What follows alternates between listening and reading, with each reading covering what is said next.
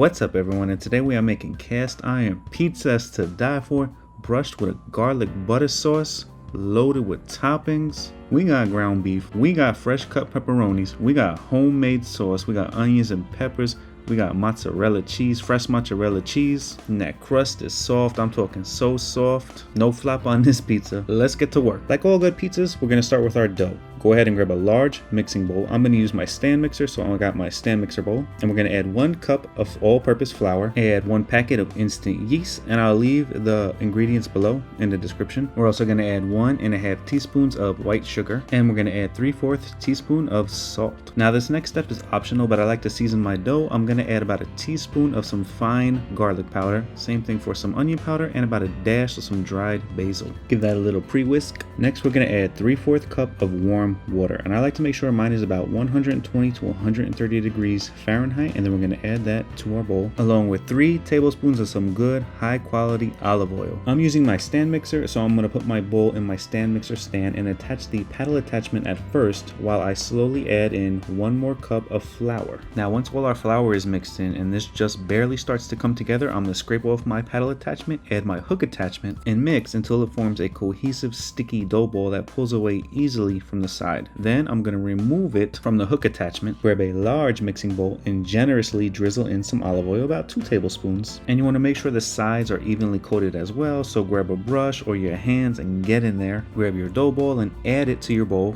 Flip it around once or twice to get it nicely coated with the olive oil. Wrap your bowl with some saran wrap, then go stick it in a nice warm area and let it nap for 30 minutes. While our dough is rising, we're gonna make our pizza sauce. Now I wasn't sure if I should make a cooked pizza sauce or a quote-unquote raw pizza sauce. I think for pizza, a raw pizza sauce is more traditional. Even though a cast iron pizza isn't a traditional pizza, I think I'm gonna go with the raw sauce. So to this bowl, we added 28 ounces of crushed tomatoes, followed by, again, 3 tablespoons of some high quality olive oil, 1 teaspoon of salt, a teaspoon of onion powder, a teaspoon of dried basil, and a teaspoon of dried oregano. And I'm also going to be adding 1 clove of fresh garlic, which I think is also very untraditional, but I'm a very untraditional guy. So I'm going to finely mince 1 clove of garlic, even though it looks like a couple cloves. I did add a couple more cloves. I added like 3 cloves of crushed garlic. So I'm going to add my 3 cloves of finely minced garlic right to my sauce. I mean, the more garlic, the better, right? So we're going to mix this up, and then that's it. Our pizza sauce is done. We're going to put it to the side and let it marinate while we prep the rest of our toppings.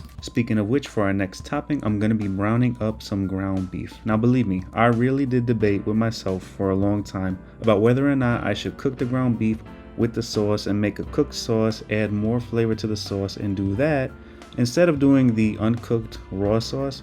But in the end, I think it worked out well because this pizza really was amazing. So I'm going to continue crumbling this beef. I'm going to add in some salt and pepper, a little bit of onion powder, some more of that very fine garlic powder. Then I'm going to continue mixing this and let all that meat brown. Then once it's brown, I'm going to drain off a little bit of that fat. And that's it. Our ground beef is done. We're going to push this to the side and let it cool. Our next toppings are going to be a green bell pepper, a red bell pepper, and a sweet yellow onion, all of which are getting the same treatment, which is they're going to be cut into some nice thin strips. Keep in mind though, if you make this at home, you can use whatever toppings you like. In fact, comment below what toppings you would choose for your pizza. And next time I make pizza, I'll use those toppings you recommend. Next, I decided to get a stick of pepperoni. Whoa, pause. Instead of the pre-sliced pepperoni, so that we can control how thick they are. I'm gonna slice up some of these pepperonis, not too thick, but not as thin as the one that you get in the bag in the store. And I decided to get a ball of the fresh mozzarella, and we're simply just gonna slice that into some slices. It's been 30 minutes, so it's time to get our pizza dough and start making this pizza. We're going to start by pressing some of the air out of our pizza dough. We're going to lightly flour a flat workspace. Then we're going to dump our pizza dough right onto that workspace and knead it about 4 to 5 times. I'm not keeping count though, but 4 to 5 times. Okay, we got our cast iron pan, because if it's not cast iron, then it's just a pan pizza. Take your dough and drop it right in the middle of that cast iron pan. Then we're going to start working our dough in, get it nice and flat, start working up the sides. Take your time, there's no need to rush it. Take your time, baby, and work it in. Just get it nice and good up the sides, get it flat, get it smooth. When you're happy with how your dough looks, we're just going to take a fork and poke some holes around the sides and the bottom. And finally, we can start building that pizza. First thing that's going down, of course, is a nice layer layer of that homemade sauce we made.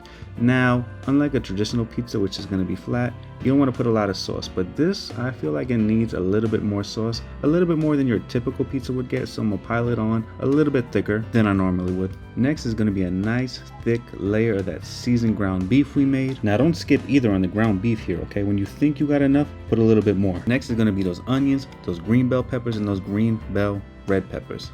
Green bell red peppers, what the hell am I talking about? But you know the thing, you know what I mean. Just make sure you have a nice even amount too. You don't want too many green, too many red, too many onions. Make sure it's all even. Next is our pepperoni, and they say hindsight is 2020 because I was thinking, okay, let me only put pepperoni on half this pizza because you know not everybody likes pepperoni, or the pepperoni might be too spicy, or the pepperoni might be too greasy. Now everything I just said was completely wrong. This thick cut pepperoni came out amazing, and there definitely wasn't enough pepperoni on this pizza. So if you make the pizza and you add pepperoni, load it up on the pepperoni, okay? And last is going to be our mozzarella. Now those slices that we cut before were a little bit too big, and in my opinion, so what I decided to do was just tear those slices up into little pieces and just scatter them around on top of the pizza. I gotta say, this thing looks beautiful already, but now we're gonna bake it 450 degrees for 20 minutes. Now we still got 5 minutes left on our oven timer, but I wanted to take it out just to sprinkle on some pecorino romano cheese, and then this is going right back in the oven to finish those last 5 minutes of cooking. Our pizza is about a minute out. I just wanted to show you I got some seasoned butter here. This is melted butter with some salt, pepper, onion powder, garlic powder, and a little bit of paprika. And we're brushing that all over that pizza crust as soon as that pizza comes fresh, hot out the oven.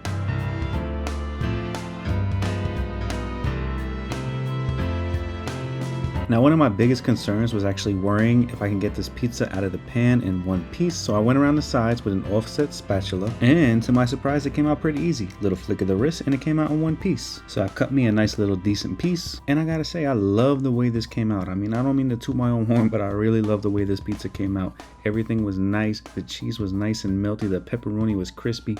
That crust was nice and soft. I mean, dumb soft. Now here you can actually hear me saying that I know this pizza is gonna burn my face because I refuse to let it cool. You know what I say? I'm a foolish man, so I went in for a bite. And aside from the almost third-degree burns, that thing was on point. The first thing that hit you is that sauce. It was definitely a pro choice, definitely a good choice to go with the uncooked sauce. That garlic really comes through. It really shines. You really taste the garlic. Second thing that comes through is that cheese, nice and creamy, nice cheese pull. Third thing is that pepperoni was nice and crispy. Then you got that meat, that beef, and them crispy edges. Plus, the overall crust was nice and buttery, nice and light, nice and airy, chewy, soft. Now, excuse me, because I'm about to do some fat boy stuff. I have some extra garlic butter left, and I'm going to dip that crust in the garlic butter, and oh my God, this was a 10 out of 10 before, but this brought it to like 100 out of 100. All right, y'all, that's it for me. That's it for this video. That's it for me in this video. If you enjoy, give me a like. If you're new around here, make sure you subscribe and send this video to a friend and tell them you want them to make you this cast iron pizza. All right, y'all. Like, comment, subscribe, and I'll see you in the next video.